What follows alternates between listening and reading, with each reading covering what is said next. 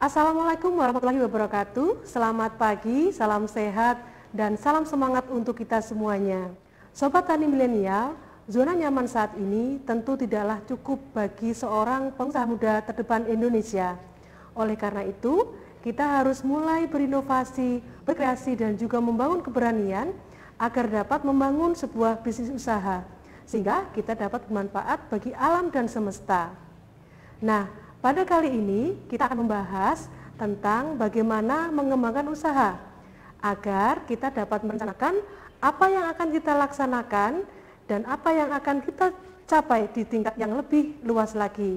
Mulai dari kita mengenal profil usaha atau membuat profil usaha, kemudian mendesain tentang pengembangan usaha, mengetahui atau merancang legalitas usaha, legalitas produk, dan yang tidak kalah penting adalah bagaimana kita mengetahui atau menerapkan etika usaha sebagai rambu-rambu kita dalam menjalankan usaha. Enak ya. Oh, di sini ternyata dicariin. Lagi ngapain sih? Ini ngambil keripik singkong. Nggak bagi-bagi minta ya? Iya. Tapi lama-lama kalau ngambil ini bosen sih. Pengennya tuh makanan kekinian. Bingung tapi apa? Jangan khawatir, singkong itu nggak dijadikan keripik aja kok. Ada juga olahan lain. Ada mie dari singkong, kemudian ada browniesnya, kemudian ada kue kering, banyak sekali. Harga yang mereka jual juga nggak bikin kantong bolong. Wah, enak tuh kelihatannya. Kita juga dapetinnya itu lebih mudah, nggak perlu ke pasar, kemudian ke outlet dan lain sebagainya. Kita tinggal cari di media pemasaran online. Oh, iya sih, petani kita tuh saatnya harus mengenal dunia online, juga milenialnya. Betul. Jadi petani itu berkesempatan untuk memperluas jaringan pemasarannya melalui media pemasaran online itu gitu. Iya sih, petani juga harus berinovasi dan kreatif biar bisa mengikuti perkembangan zaman. Betul, kalau nggak dimulai dari sekarang, mungkin produk yang dijualkan itu akan ketinggalan. Ayo, tunggu apa lagi? Petani milenial dan petani andalan harus menjadi yang terdepan. Sobat Tani Milenial, untuk memberikan jati diri dari sebuah perusahaan, maka sebuah perusahaan harus memiliki profil usaha, di mana profil usaha itu nanti akan bermanfaat untuk sebagai media promosi untuk menarik investor dan juga menarik para konsumen terhadap usaha yang kita jalankan.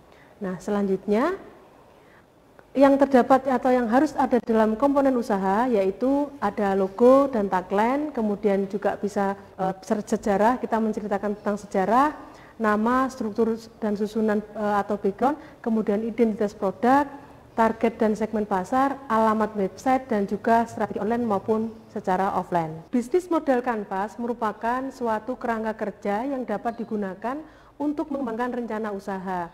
Di sana ada 9 elemen yang bisa membantu kita untuk menyusun rencana usaha yang nantinya kita tuangkan dalam sebuah kanvas atau lukisan. Yang pertama adalah value proposition, yang kemudian ada yang kedua adalah customer relationship, yang ketiga adalah customer, yang keempat key activities, yang kelima adalah key partners, kemudian key resource, cost, channel, dan juga revenue.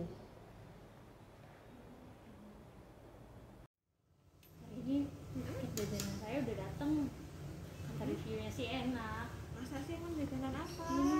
Nih, Oh, banyak juga artis yang di endorse buat masarkan ini strategi pemasarannya ya. kayaknya enak nih, meyakinkan juga. Kemarin pesen, kata kurirnya sebentar lagi datang nih. Kita tunggu yuk. Paket Oh iya. untuk Oke, Mbak Titi. Oke, saya. Makasih Mas. Oke. Makasih. Unboxing dong. Ditunggu-tunggu. Ayo. Boleh, oke.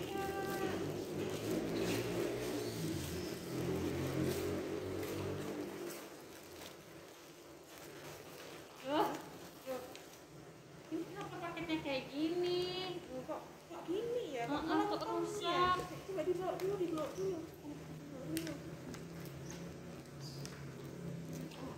Coba jam. kayak bau apek gitu Bau loh. apek ya? Iya. Bau nggak enak ini. Ya Allah, ini sudah expired. Expirednya kapan itu? Itu kemarin 22 Januari. 2020. Astagfirullah, kena tipu ini. Ya ampun, padahal ini katanya di reviewnya katanya bagus. Iya. Terus juga agak mahal ini. Iya benar. Nah ini produsennya ini nggak menerapkan etika bisnis dengan baik. Ini perlu ikut pelatihan nih produsennya ini. Ih, buat pelajaran deh. Oh ya ampun.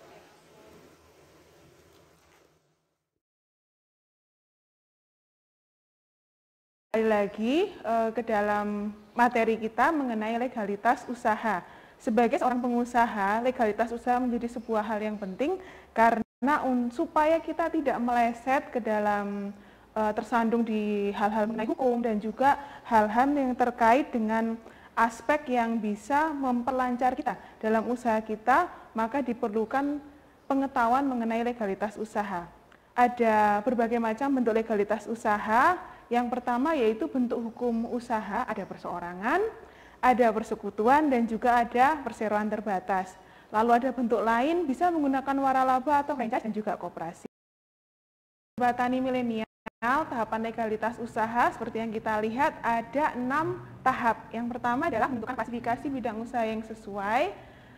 Yang kedua, memilih badan usaha yang sesuai, jadi disesuaikan dengan profil usaha dari teman-teman sobat tani milenial. Yang ketiga, kita mulai mendirikan badan usahanya. Keempat, seperti ini, membuat NPWP. Jadi kita sebagai seorang pengusaha yang baik harus menjadi seorang yang wajib pajak. Selanjutnya yang kelima kita mengurus perizinan usaha, dan yang keenam kita mendaftarkan karyawan kita ke program BPJS. Itu adalah legalitas usaha kita supaya kita bisa diterima sebagai seorang pengusaha di Indonesia dan kita menjadi seorang pengusaha yang taat hukum dan baik.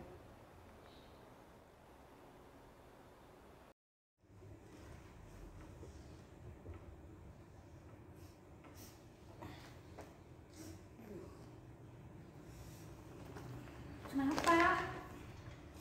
Nggak tahu nih, tiba-tiba perutku sakit, kepala pusing. Coba minum dulu nih. Habis makan apa sih? Ini aku barusan beli tadi. Beli di mana? Kalau beli itu harus diperhatikan dulu. Ini kadaluarsa aja nggak ada, terus izin produksi nggak ada. Ini jangan-jangan keripik abal-abal, amang-amang di Udah aku jalan WC kan? dulu nanti jelasin. Memang ya benar-benar produk. Selain legalitas usaha, satu hal yang tidak kalah penting adalah legalitas produk kita sebagai seorang pengusaha.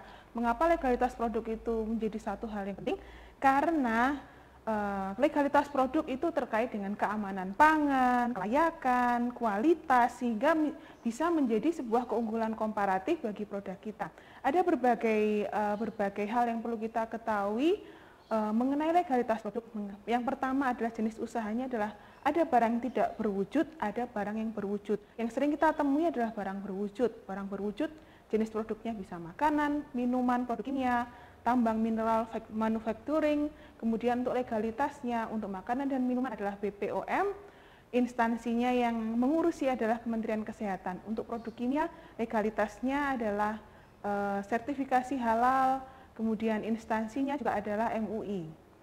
Nah, kemudian produk tambang dan mineral ada standar kualitas, standar nasional Indonesia atau SNI, manufacturing juga, dan untuk instansinya yang mengatur dan yang mengelola adalah Badan Meteorologi, kemudian ada juga Kementerian Perdagangan. Nah, selanjutnya Sobat Tani Milenial, untuk barang yang tidak berwujud, bisa software, produk seni, dan lainnya. Nah, ini legalitasnya adalah hak paten atau haki yang diatur oleh Kementerian Hukum. Nah, seperti itu. Jadi, itu adalah hal-hal yang perlu kita ketahui mengenai legalitas produk tergantung dari profil usaha kita seperti apa. Sobat Tani Milenial, salah satu hal yang paling penting juga yang perlu kita ketahui adalah mengenai etika dari bisnis.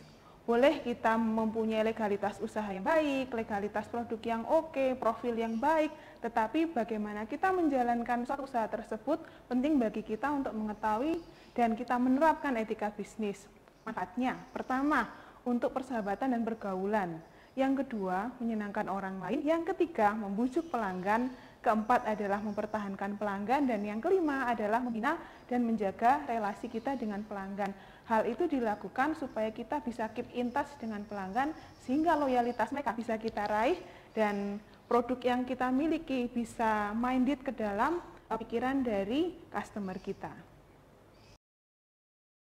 Sobat Tani Milenial, sikap dan perilaku wirausaha yang bisa kita terapkan dalam kita mengaplikasikan etika bisnis dalam bisnis kita ada 9 di situ. Yang pertama, kita harus jujur dalam bertindak dan bersikap. Artinya kita sebagai seorang produsen harus memiliki kejujuran baik itu dari hulu sampai ke hilir dari produk kita. Yang kedua, rajin, tepat waktu, dan tidak pemalas. Apa jadinya bisnis yang kita jalankan jika kita tidak melakukan semua hal tersebut? Kita tidak rajin, kita tidak tepat waktu, dan kita pemalas. Otomatis kepuasan dari konsumen yang akan terpengaruhi dalam hal itu. Yang ketiga, selalu murah senyum. Ketika kita melayani customer, ini adalah satu hal yang penting. 4, lemah lembut dan ramah tamah. Yang kelima, sopan santun dan juga kita hormat. Yang keenam, selalu ceria dan pandai bergaul. Hal-hal positif ini akan memberikan dampak positif untuk usaha kita. 7, fleksibel dan suka menolong pelanggan. Yang ke-8, serius, memiliki rasa tanggung jawab. Dan yang terakhir adalah memiliki perusahaan yang tinggi. Itu adalah 9 hal yang penting dalam kita mengaplikasikan etika bisnis untuk usaha kita.